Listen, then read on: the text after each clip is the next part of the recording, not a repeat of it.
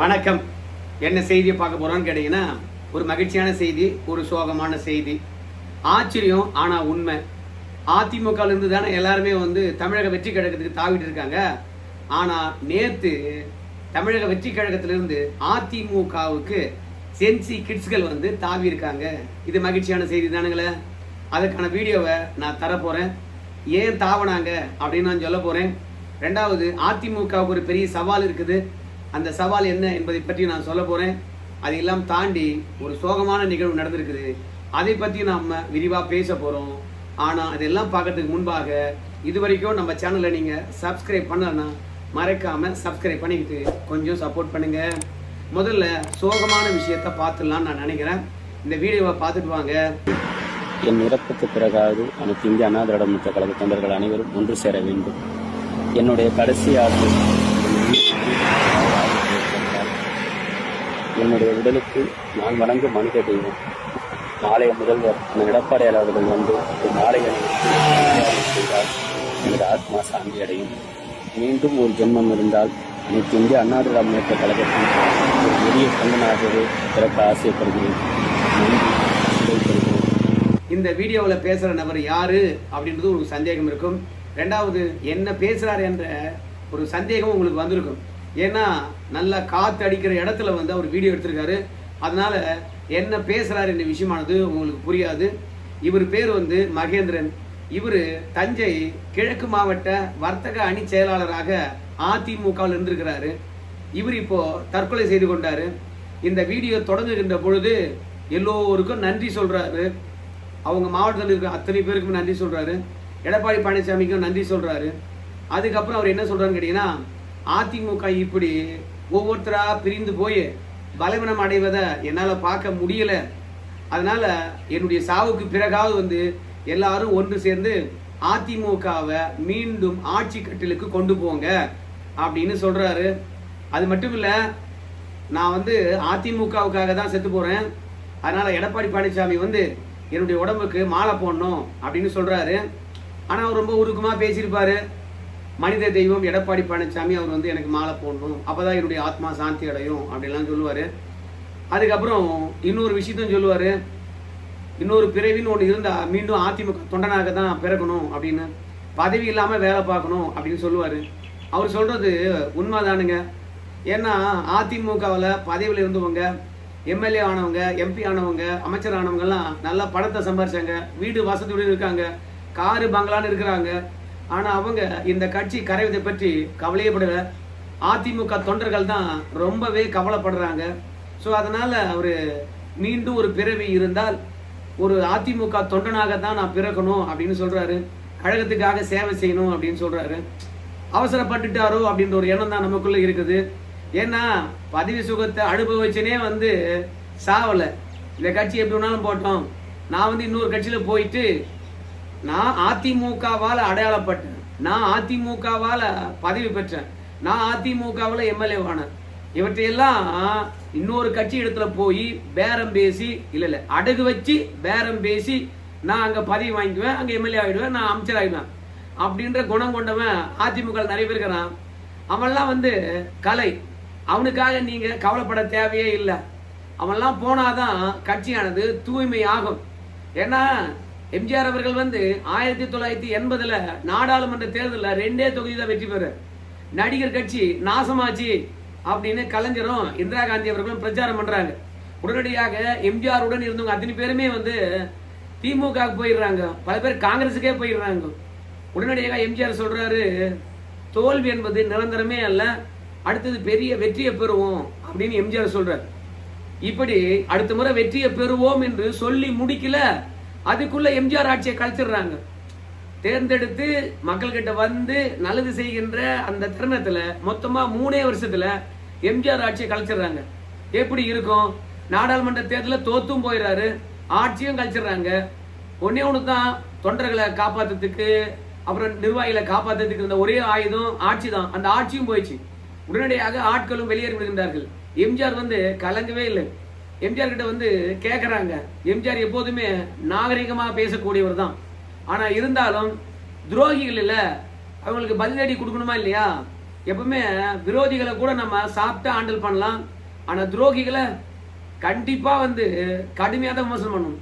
அதுக்கு எம்ஜிஆர் வந்து சொன்னாரு, போறவங்க போட்டோம், என்னுடைய தலையில் இருந்து சில ரோமங்கள் உதிர்ந்ததாக நான் எடுத்துக்கிறோம் போ அப்படின்னு சொல்லிட்டு என் மயிருக்கு சமானம் அப்படின்னு நாகரிகமா சொல்லியிருப்பார். அதே மாதிரி தான் ஜெயலலிதா அவர்கள் வந்து பாத்தீங்கன்னா 1996ல் தோத்துறாங்க, கட்சி 2ஆ போயிடுது. அழகு திருநாகரசு வந்து பாத்தீங்கன்னா நான் தான் அதிமுக என்று தனி கட்சி தொடங்குறாரு, தேர்தல் ஆணையத்தில் போய் புகார் அளிக்கிறார். ரெட்டலை சின்னமானது மீண்டும் முடக்கப்படுது. ஜானகி ஜெயலலிதா 2 பேரும் இணைந்து பிறகு கூட பிறகு ஒரு பக்கம் அழகு திருநாகரசு, ஒரு பக்கம் ஜெயலலிதா அதிமுக தலைமை அலுவலகத்துக்கு முன்பாகவே வந்து உண்ணாவிரதம் இருக்காங்க. கட்சி யாருக்கு அப்படின்றதுனால 5 வருஷம் ஜெயலலிதா தலைமையில் ஆட்சி செய்த பிறகும் அந்த கட்சி 2ஆ உடையுது. பிறகு தேர்தல் ஆணையத்தில் யார் பக்கம் நிர்வாகிகள் இருக்காங்க பார்த்து ஜெயலலிதா அவர்கள் தான் அதிமுகங்கிறாங்க. உடனடியாக அழகு திருநாகரசுலாம் கட்சியை விட்டுட்டு போயிடுறாரு. அப்புறம் ஜெயலலிதா கூட இருந்த இன்னொரு திருநாகரசு, அவர் எம்ஜிஆர் அதிமுகன்னு அவர் ஒரு கட்சியை தொடங்குறாரு, மீண்டும் அவர் பின்னாடி போறாங்க. அதனால இந்த மாதிரியான கலைகள் வந்து நிறைய வெளியேறிக்குது கடந்த காலங்களில். ஏன் முத்துசாமி இருக்கா தெரியுமா திமுகவில், அவர்லாம் எம்ஜிஆர் வந்து கட்சி ஆரம்பிக்கின்ற பொழுதே கூட இருந்தவர். ஜெயலலிதா மீது அதிருப்தி ஏற்பட்டு திமுக போனார். ஜெயலலிதா அவர்கள் வந்து ஏங்க போறீங்க, இருங்க பேசிக்கலான்னு, போகாதீங்க இருங்க என்று தடுத்து நிறுத்தினது ஒரே ஆள் யாருன்னு கேட்டீங்கன்னா முத்துசாமி அவர்கள் தான். ஆனால் அப்பேற்பட்டவர்கள்லாம் போன பிறகு கூட ஜெயலலிதா அவர்கள் ஆட்சி ஆண்டார்கள், தொடர்ந்து 2 முறை ஆண்டார்கள், கூட்டணியே இல்லாமல் வெற்றி பெற்றார்கள். அதனால ஜாம்பவான்கள் வெளியேறுகின்ற பொழுது கூட அதிமுக ஒன்றும் பெரிய பிரச்சனையை சந்திக்கல. அதனால ஏன் நீங்கெல்லாம் வந்து தற்கொலை பண்ணிக்கிறீங்க அப்படின்றது நமக்கு தெரியவே இல்லை. அது மட்டும் கிடையாது, இந்த மாதிரி தற்கொலை பண்ணிக்கிறாங்கல்ல அவங்களுக்கெல்லாம் வந்து உறுதியான மனப்பான்மை இல்லை, தோல்வியை ஏற்றுக்கொள்கின்ற பக்குவம் இல்லை அப்படின்னு எல்லாரும் சொல்றாங்க. அப்படிலாம் ஒன்றும் கிடையாது. மாற்றத்தை ஏற்றுக்கொள்ளுகின்ற மனப்பக்குவம் இல்லை. ஏன்னா மாற்றம் ஒன்றே மாறாதது. ஏற்கனவே அதிமுக ஒரு ஷேப்ல இருந்தது, அந்த ஷேப்லயே இருக்கணும்னு சொல்லிட்டு இவங்க ஆசைப்படுறாங்க. அப்படிலாம் கிடையாது. அதிமுக காலத்துக்கு ஏற்ற மாதிரி ஒரு புதிய வடிவம் பெறும், அந்த புதிய வடிவத்தில் அதிமுக எழுந்து வரும். பழைய வடிவமே இருக்கணும்னு சொல்லிட்டு நீங்க நினைக்க கூடாது. அதனால மாற்றத்தை எப்போதுமே வந்து ஏற்றுக்கொள்ளுகின்ற மனப்பக்குவம் இருக்கணும். அதிமுக போச்சுன்னா தவேகா தான் இங்க ஆட்சியால போகுது, அதனால வருத்தப்படுறதுக்கு இல்லையே. இப்ப திமுக ஆண்டாலும் சரி, தமிழக வெற்றி கழகம் ஆண்டாலும் சரி, ரெண்டுமே அதிமுக ஆள்ற மாதிரி தான். எப்படின்னு கேக்குறீங்களா, திமுகவில் 9 பேரு அதிமுக இருந்தவங்க தான் அமைச்சரா இருந்தாங்க, 20 பேரு அதிமுகவில் போனவங்க தான் எம்எல்ஏ இருந்தாங்க. இன்னைக்கு தமிழக வெற்றி கழகத்துல 19 பேரு எம்எல்ஏ இருக்காங்க அதிமுக இருந்து போனவங்க. அதுல ஒரு ஆளு அமைச்சராகவே இருக்காரு அதிமுக இருந்து போய். அதனால அதிமுக எங்கேயும் போல. ஒரு அப்பனுக்கு பெண் குழந்தை பிறந்தா ஊர் பேர் தெரியாத ஒரு இடத்துல கல்யாணம் பண்ணி கொடுக்குறாங்க. அங்க போய் அந்த பெற்றோருடைய வம்சத்தை அந்த அம்மா வளர்க்குது. அந்த மாதிரிதான் அதிமுகவில் இருந்து பெண் குழந்தைகள் மாதிரி ஆட்கள் பிரிந்து சென்று அதிமுக வம்சத்தை வெவ்வேறு இடத்துல வளர்க்குறாங்கன்னு நம்ம புரிஞ்சுக்க வேண்டியதுதான். அதனால அதிமுகவுடைய கிளைகள் தான் திமுகவும் தவேகாவும். ஏன்னா அதிமுக இருந்தவங்க தான் அங்க அப்படியே நிறைந்து இருக்கின்றார்கள். அதனால வருத்தப்பட தேவையே கிடையாது. நாம் ஒன்றும் இந்த தமிழகத்தை சும்மா விட்டு போல. அடுத்தடுத்தது யார் ஆள வேண்டும், அதிமுக ஆள வேண்டும், இல்லைன்னா அதிமுக இருந்தவன் ஆள வேண்டும் அப்படின்னு நிலையத்தான் அதிமுக விட்டு போயிருக்குது. அதனால வருத்தப்படுறதுக்கு ஒன்றும் கிடையாது. மாற்றங்களை ஏற்றுக்கொள்ளுங்கள், மாற்றங்கள் நல்லதா இருக்கும். அந்த நல்லதா இருக்கணும்னு சொல்லிட்டு வேண்டிக் கொண்டு பாசிட்டிவா நடைபோடுங்க. ஏன்னா உங்க மாதிரி ஆட்களை தான் அதிமுக இழக்கவே கூடாது. பதவிக்காக பணத்துக்காக சுயநலவாதியா இருக்க அவன் எங்க வேணாலும் போலாம், அவன் சாகவும் மாட்டான். அடிக்கடி தமிழக அரசியல் களத்துல ஒன்று சொல்லுவாங்க, என்ன தெரியுமா, நபாரியா மொழிக்காக செத்தவன் கலைஞர் குடும்பத்தில் எவனுமே இருக்க மாட்டாயா, மொழிக்காக செத்தவன் பெரியார் குடும்பத்தில் எவனும் இருக்க மாட்டாயா, ஆனா அப்பாவி திமுக தொண்டன் தான் செத்துருப்பாங்க. அதை வச்சு இவங்க அரசியல் பண்ணி ஆட்சிக்கு வருவாங்க அப்படின்னுவாங்க. அந்த மாதிரி நீங்களாம் சேர்த்து எதுக்காக சுயநலவாதிகளுக்கு பதவியை பெற்று தரீங்க? அதனால நீங்க சாகாதீங்க. நீங்க தான் அதிமுக தூண்கள். சரி, எடப்பாடி பழனிசாமி வந்து உங்களுடைய உடலுக்கு மாலை போடுறாரான்னு பார்க்கலாம். ஏன்னா வீட்டு விட்டு வெளியே வர்றது அதுதான் இருக்குது. இப்படி வீட்டு விட்டே வெளியே வர்றதுக்கு நம்ம எடப்பாடி பழனிசாமி தயங்குகின்ற போதும் அந்த கட்சியில ஜென்சிக்கள் வந்து இணைகின்றார்கள். இங்க பாருங்க, அதுவும் தவேகாவிலிருந்து வந்து இணைந்திருக்கின்றார்கள். இங்கிருந்து எம்பிக்கள், எம்எல்ஏக்கள், முன்னாள் அப்புறம் இந்நாள் அந்த மாதிரி பதவி வெறி பிடிச்சவங்க போறாங்க. ஆனால் தவேகால் இருக்கக்கூடிய தொண்டர்கள் அங்கிருந்து வெளியேறி அதிமுக இணைகின்றார்கள். தொண்டர்கள் இருந்தா மட்டும்தான் ஒரு கட்சி வளரும். ஏன் அங்கிருந்து இங்க வந்துடுறாங்க அப்படின்னு சொல்லிட்டு நீங்க கேட்பீங்க. சிம்பிளுங்க. அதிமுக அங்க போய் போய் போய் அந்த இடம் ஃபில் ஆகுது. இயற்கையாவே வந்து விஜய் தான் ஆள வேண்டும், விஜய் தான் தலைவர்னு சொல்லிட்டு சினிமாவில் இருக்கின்ற போதே ரசிகர்களா இருந்து கொண்டாடினவங்களுக்கு அங்க இடம் கிடையாது. ஆட்டோமேட்டிக்கா அதிமுக நோக்கி தான் வருவாங்க. ஏன்னா தவேகா வந்து தமிழகத்தை ஆள்வதற்கு தகுதியற்ற ஒரு கட்சி. கட்சியில உழைச்சவனுக்கு இடமே கொடுக்கல அப்படின்னு உண்மையை போட்டு உடைக்கிறது அதிமுக மட்டும்தான். திமுக இருந்து கூட அதிகமா யாரும் பேசுறது கிடையாது. ஏன் பேசுறதில்ல? ஏன்னா அவங்க கட்சியில பிரச்சனை எதுவும் இன்னும் ஆரம்பிக்கல. ரெண்டாவது, தேர்தல் எதுவும் நெருக்கத்தில் இல்லை. தேர்தல் நெருக்கத்தில் இருந்தா தமிழகத்தில் இருக்கக்கூடிய சட்ட ஒழுங்கு, மின்வெட்டு, பாலியல் வன்புணர்வு, அப்புறம் எம்எல்ஏக்களுடைய அடாவடித்தனம், அமைச்சர்களுடைய மௌன விரதம், அதோட பேருந்துக்காக காத்திருந்து காத்திருந்து காலங்கள் கழிந்தது. கிளாம்பாக்கத்துல தான் பேருந்து இல்லை. ஆனா இப்போ தமிழ்நாடு முழுவதும் இருக்கக்கூடிய பெருநகரங்கள்ல இருந்து கிராமங்கள் போறதுக்கு பஸ்ஸே கிடையாது. பெரிய போராட்டங்கள் வெடிச்சிருக்குது. இதுக்கெல்லாம் பதில் சொல்ல முடியவே இல்லை. அதனால இந்த தகுதியற்ற இந்த ஆட்சியாளர்களை திமுக தேர்தல் இருந்து அதான் விமர்சனம் பண்ணுவாங்க, இல்லைன்னா அமைதியா இருப்பாங்க.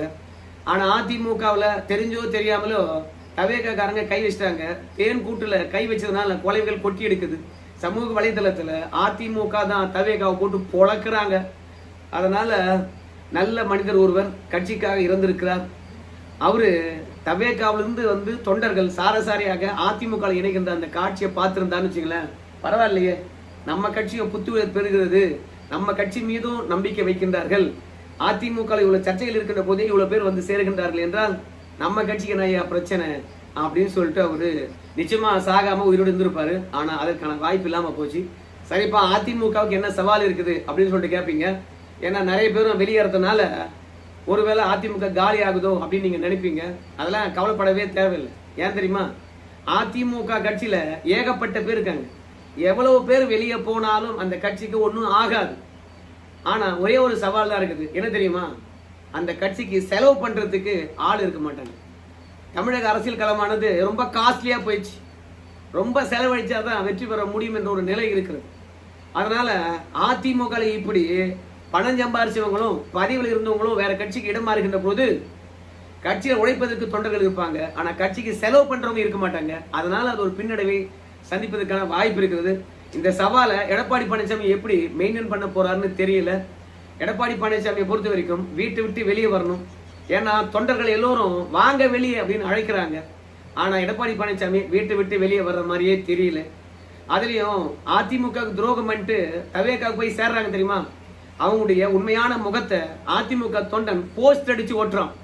இந்த மாதிரி துரோகிகள்லாம் எங்க கட்சியில இருந்தாங்க, தவேகாவுக்கு வந்து சேர்ந்திருக்காங்க, அங்கேயும் துரோகம் பண்ணுவாங்க, பாத்துக்குங்க அப்படின்னு சொல்லிட்டு இவங்க வெற்றிக்காக யார் உழைத்தாங்க, யார் செலவு செய்தாங்க, யார் பிரச்சாரம் பண்ணது, இத்தனை உழைப்பையும் பெற்று இவங்க பதவி பெற்ற பிறகு எங்க வந்து சேர்ந்திருக்காங்க பாருங்கன்னு சொல்லிட்டு எல்லாவற்றையும் அதிமுக தொண்டன் போஸ்ட் அடிச்சு ஒட்டுறான்.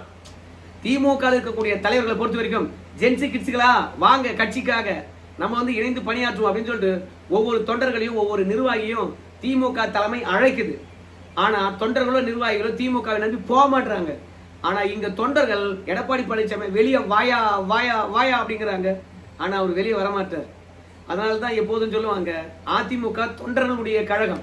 அதனால்தான் தொண்டன் வந்து பாத்தீங்கன்னா ஆக்டிவேட்டா இருக்கிறான். அதனால எடப்பாடி பழனிசாமி ஆக்டிவா இருக்கணும்னு சொல்றான். ஆனா திமுக குடும்ப கட்சி, குடும்பத்தில் இருக்கிறவங்க ஆக்டிவா இருக்கிறாங்க. ஆனா தொண்டர்கள்லாம் ரிமோட் மூடுக்கு போயிட்டாங்க. சோ அதனால எதை பற்றி கவலைப்படாதீங்க. அதிமுக பெரிய வளர்ச்சி அடையும். வளர்ச்சி அடையவில்லை என்றாலும் அதிலிருந்து பிரிந்த கட்சிகள் தான், அதிலிருந்து பிரிந்தவர்கள் தான் இந்த தமிழகத்தை ஆழ்வார்கள். எப்படியா இருந்தாலும் தமிழகத்துல அதிமுகவை ஒழிக்க முடியாது. அதனுடைய வம்சங்கள் தலை தோங்கி கொண்டுதான் இருக்கணும். கவலைப்படாதீங்க. ஒண்ணு அதிமுக ஆளணும், இல்ல அதிமுக இருந்தவங்க ஆளணும் அப்படி ஒரு நிலைமையை எம்ஜிஆர் ஜெயலலிதா உருவாக்கிட்டு போயிருக்காங்க. அதனால யாரும் கவலைப்பட வேணாம் அப்படின்னு சொல்லிட்டு இந்த வீடியோ நான் முடிக்கிறேன். இந்த வீடியோ தொடர்பாக உங்க கருத்து சொல்லுங்க. நன்றி.